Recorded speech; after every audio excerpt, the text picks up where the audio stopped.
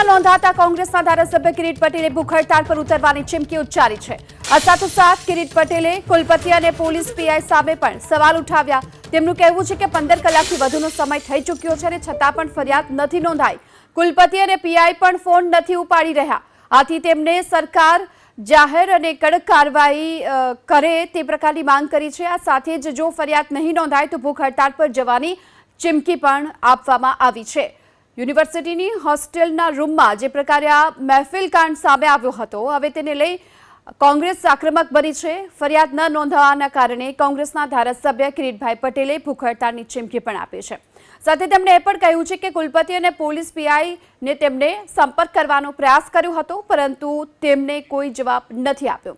જે 3 અલગ અલગ દ્રશ્યો અમે આપને દેખાડી રહ્યા છે। હોસ્ટેલમાં જે પ્લેયર્સ છે, જે ખેલાડીઓ છે, તેઓ પહોંચ્યા હતા। અહીં બાસ્કેટબોલની સ્પર્ધાનું આયોજન કરવામાં આવ્યું હતું અને એ દરમિયાન હોસ્ટેલમાં ખેલાડીઓને આશરો આપવામાં આવ્યો હતો, રોકાવા માટેની વ્યવસ્થા કરાઈ હતી અને ત્યાં આ પ્રકારે દારૂ પાર્ટી માણતા હોવાની વાત સામે આવી। જે બાદ જો કે રેક્ટરને આ વાત જાણ થતાની સાથે રેક્ટરને પહેલા તો પૂરી દેવામાં આવ્યો અને ત્યારબાદ જ્યારે રેક્ટર બહાર આવ્યો તો કાર ચલાવવાનો પણ તેમના પર પ્રયાસ કરવામાં આવ્યો। આજે હેમચંદ્રાચાર્ય ઉત્તર ગુજરાત યુનિવર્સિટી કે જેનું નામ હેમચંદ્રાચાર્ય જેવા મહાન વિદ્વાન સાથે સંકળાયેલું છે।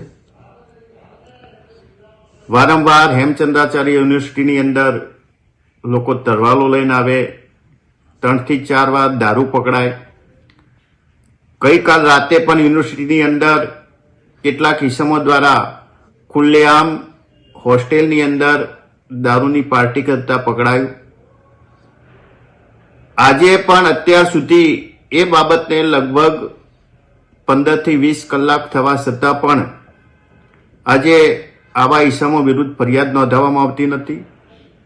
યુનિવર્સિટીની અંદર નવરાત્રીનો મહોત્સવ થાય તો કુલપતિ, રજિસ્ટ્રાર અને શિક્ષણ મંત્રી જાણે વિદ્યાર્થીઓ કોઈ મોટો ગુનો કરી દેતા હોય, દેશ વિરોધી કૃત્ય કરતા હોય એ રીતે પોલીસનો કાફલો ખડકી દે।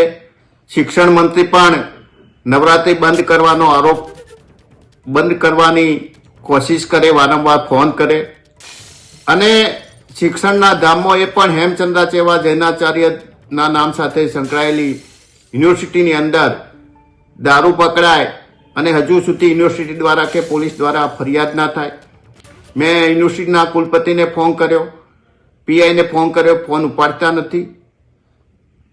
તો મારે રાજ્યના ગૃહમંત્રી અને શિક્ષણ મંત્રીને કહેવું છે કે જે રીતે તમે નવરાત્રી બંધ કરવા માટે તમે ઉતાવળિયા બન્યા હતા, તમે પોલીસ ઉપર દબાણ કર્યું હતું, તમે એસપી ઉપર દબાણ કર્યું હતું, વારંવાર હેમચંદ્રાચાર્ય યુનિવર્સિટીનું નામ બદનામ થાય છે।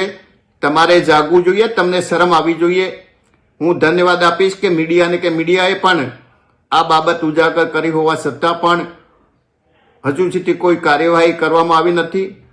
જો આજે આવા ઇસમો વિરુદ્ધ ફરિયાદ નોંધવામાં નહીં આવે તો આવતીકાલે અથવા 2 દિવસ પછી અમે યુનિવર્સિટીની અંદર ભૂખ હડતાલ કરવાના છીએ અને યુનિવર્સિટીની અંદર બ્લેક કલરની ગાડીઓ, કાળા કાચવાળા લુખા તત્વો યુનિવર્સિટીની અંદર આવે છે।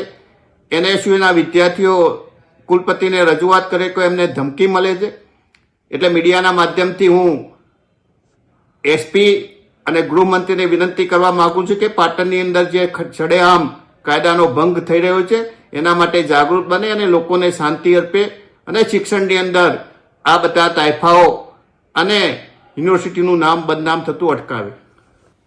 તો 15 કલાકથી પણ વધુ સમય થઈ ચૂક્યો છે। આજે મહેફિલ કાંડ બહાર આવ્યો તેને છતાં પણ હજુ સુધી કોઈ પણ પ્રકારની ફરિયાદ નથી થઈ અને શિક્ષણના ધામમાં જ્યારે દારૂ પાર્ટી ત્યારે કુલપતિ કેસી પોરિયા સાહેબ ચૂપ છે। તેઓ ફોનનો કોઈ જવાબ નથી આપી રહ્યા, પોતાનો ફોન પણ નથી ઉપાડી રહ્યા।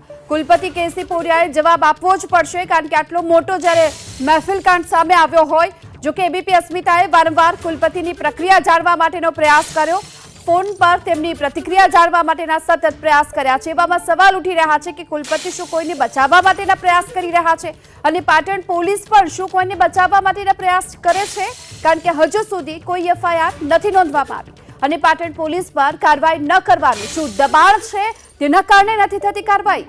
શિક્ષણના ધામમાં દારૂ પાર્ટી થઈ અને કુલપતિ ફોન ઉપાડતા નથી, કોઈ પણ જાતનો જવાબ તેઓ નથી આપતા અને કુલપતિ કેસી પોરિયા સાહેબ ચૂપ છે, જેને લઈ સવાલ ઉઠી રહ્યા છે, પરંતુ તેમને આ સમગ્ર મામલાને લઈ જવાબ તો આપવો જ પડશે। એબીપી અસ્મિતાએ પણ સતત તેમને પ્રતિક્રિયા જાણવા માટેનો પ્રયત્ન કર્યો હતો, પરંતુ તેઓ ફોન નથી ઉપાડી રહ્યા। બીજી તરફ હવે પોલીસ કામગીરી સામે પણ સતત સવાલ એ થઈ રહ્યા છે કે આ જે દ્રશ્યો સામે આવી રહ્યા છે, જે રેક્ટર છે તેઓ પણ આ પ્રકારની વાત કરી ચૂક્યા છે અને છતાં પણ હજુ સુધી કોઈ પણ પ્રકારની કાર્યવાહી નથી થઈ, કોઈ પણ પ્રકારની પોલીસ ફરિયાદ હજી સુધી નથી નોંધવામાં આવી। તેને લઈ અનેક સવાલ ઉઠી રહ્યા છે કે શું કોઈને છાવરવાનો આ પ્રયાસ છે, કોઈને બચાવવા માટેનો આ પ્રયાસ થઈ રહ્યો છે, જેથી કરી કોઈ કાર્યવાહી હજુ સુધી નથી કરવામાં આવી। પોલીસને સબૂત પુરાવા પણ મળી ચૂક્યા છે, છતાં પણ હજુ સુધી કોઈ કાર્યવાહી નથી થઈ। આ સમગ્ર મામલાને લઈ હાલ રજિસ્ટ્રારનું શું કહેવું છે, શું પ્રતિક્રિયા છે, તેમની સાંભળીએ। યુનિવર્સિટીના રજિસ્ટ્રાર તરીકે યુનિવર્સિટીમાં 2 થી 3 વાર આવી જ્યારે ઘટનાઓ બની છે તો એ અંગે વારંવાર પોલીસ સ્ટેશને આ અંગે જાણ પણ કરી છે અને ફરિયાદ નોંધાવવાની પ્રયત્નો પણ કરેલ છે।